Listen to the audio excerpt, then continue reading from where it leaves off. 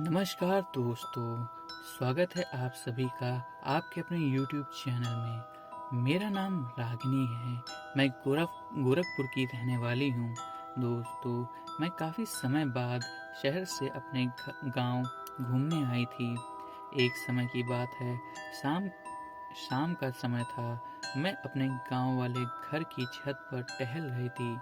मौसम बेहद शांत और पक्षियों की अद्भुत आवाज़ सुनकर मेरा मन बेहद रोमांचित हो उठा था। मैं मन ही मन गुनगुनाने लगी थी और बहती हवाओं में जैसे बहने ही लगी थी। दोस्तों, मेरा गांव बेहद शांत और समृद्ध लोगों का गांव था और यहाँ के ज़्यादातर लोग शहर में ही बस चुके थे, जिसकी वजह से यहाँ के कई घर खाली और वीरान पड़े थे। दोस्तों, मैं अपने घर की छत पर इधर उधर ताका झाकी कर ही रही थी कि तभी मेरी नज़र दूसरे मोहल्ले के आखिरी घर पर पड़ी। दोस्तों, उस घर की बनावट दूसरे घर की अपेक्षा अपने आप में कुछ अद्भुत सा प्रतीत होती थी।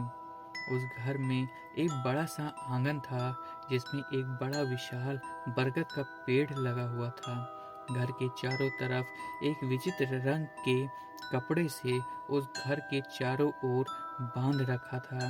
घर के अंदर छोटे छोटे दो चबूतरे बने हुए थे और साथ ही घर के भीतर के बारे में अगर मैं आपको बताऊं तो ऐसा लगता था कि सब खुला ही पड़ा है, जैसे कोई हॉल हो। पूरे गांव में सिर्फ वही एकमात्र ऐसा घर था जिसकी रूपरेखा, कलाकृति और जिसकी सौंदर्य अपने आप में विशिष्ट प्रतीत होती थी। न जाने क्यों, मगर उस घर की आकृति मुझे वहां जाने के लिए विवश कर रही थी।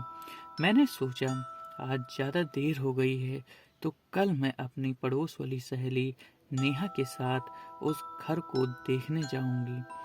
मैं उस घर में जाने के लिए बेहद बेताब हो रही थी और मुझसे अब सब्र तक नहीं हो पा रहा था। मेरा मन कर रहा था कि मैं अभी तुरंत उस घर में चली जाऊं, मगर ऐसा आज संभव ही नहीं था, क्योंकि मुझे मेरे पापा से सख्त आदेश मिले थे कि मैं शाम होने के बाद अपने घर से बिल्कुल भी बाहर ना निकलूं। फिलहाल मैं कल सुबह को लेकर खुश थी और जब रात में मैं दादी के साथ रात का खाना खाने बैठी तो दादी ने मेरी मुस्कान को पकड़ लिया। उन्होंने टोकते हुए बोला, क्या हुआ बेटी, बहुत मुस्कुरा रही हो, क्या हो गया, मुझे भी बताओ। दोस्तों, शायद दादी को ऐसा लग रहा था कि मेरा कोई प्रेमी है और मैं उस प्रेमी के बारे में ही सोचकर मुस्कुरा रही हूँ। पर मुझे क्या पता था कि जिस बारे में मैं सोच रही थी उस बारे में सुनते ही दादी के हाथ से दाल का कटोरा ही गिर जाएगा। जैसे ही मैंने दादी से अपने कल के प्रोग्राम के बारे में बताया, दादी को तो जैसे मानो सांप ही सूंघ गया था। थोड़ी देर तो दादी कुछ भी नहीं बोली, मगर थोड़े समय बाद जैसे ही वो अपने होश में आई, तुरंत मेरा हाथ पकड़ते हुए उन्होंने मेरी आंखों में आंखें डालते हुए बोला, बेटिया, ये कभी मत करना, उस घर की तरफ कभी मत जाना, कभी भूल कर भी उस घर की तरफ मत जाना और ना कभी उस घर के बारे में सोचना। दादी को जैसे पता ही हो कि मैं उनसे क्या पूछने वाली थी और उन्होंने तुरंत मुझे चुप कराते हुए बोला, नहीं बिटिया, उस घर के बारे में सोचना भी नहीं, मैं तुम्हें कुछ नहीं बताऊंगी, मगर तुम मुझसे वादा करो, तुम कभी भी उस घर के बारे में नहीं सोचोगी। दादी के चेहरे पर अजीब सा डर देखते हुए मैंने उनको उस घर में न जाने का वादा कर दिया। मगर दोस्तों, दादी के उस दिन के अजीबोगरीब डर ने मेरी जिज्ञासा को और बढ़ा दिया था। मैं खाना खाने के बाद तुरंत छत पर चली गई और उस घर की ओर टकटकी लगाए देखने लगी और मन में ही सोच विचार करने लगी कि ऐसा क्या है उस घर में जो दादी इतना डर रही हैं। दोस्तों, थोड़ा समय बीता ही था कि तभी अचानक मैंने देखा कि उस घर के आंगन में कुछ हलचल सी हुई।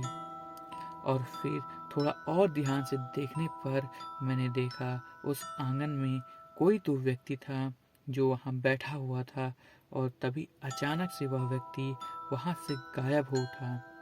मैं यह सब देखते ही बेहद घबरा गई और तुरंत नीचे आकर अपने कमरे में चुपचाप सो गई। सुबह जैसे ही मैं उठी, मैं जल्दी से तैयार होकर अपने पड़ोस वाली सहेली नेहा के पास पहुंची और उससे उस घर के बारे में पूछने लगी। नेहा इसी गांव में बचपन से रहती है और इसलिए यहाँ के बारे में उसे अच्छी खासी जानकारी है।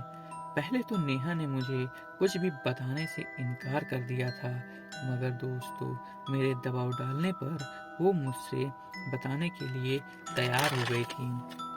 मगर दोस्तों बताने से पहले उसने मुझे चेतावनी देते हुए बताया कि उस गली में तुम कभी मत जाना और वहां जाने की कभी सोचना भी नहीं।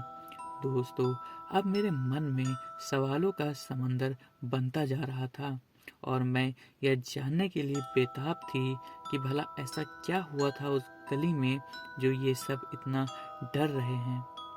तब नेहा ने मुझे बताया, तकरीबन 28 साल पहले की बात है।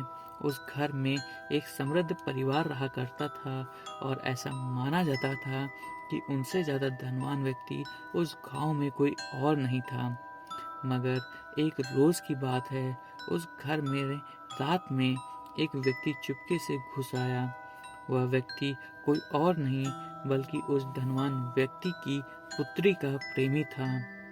रात में सबके सो जाने के बाद वह व्यक्ति अपनी प्रेमिका से मिलने आता रहता था, मगर एक रात वह प्रेमी घर वालों के हाथ लग गया और गुस्से में वह धनवान व्यक्ति ने अपनी बेटी को आग लगाकर उसके प्रेमी के सामने ही जिंदा जला दिया और साथ ही उस प्रेमी के भी टुकड़े करके अपने घर के चारों ओर आंगन में दफना दिया।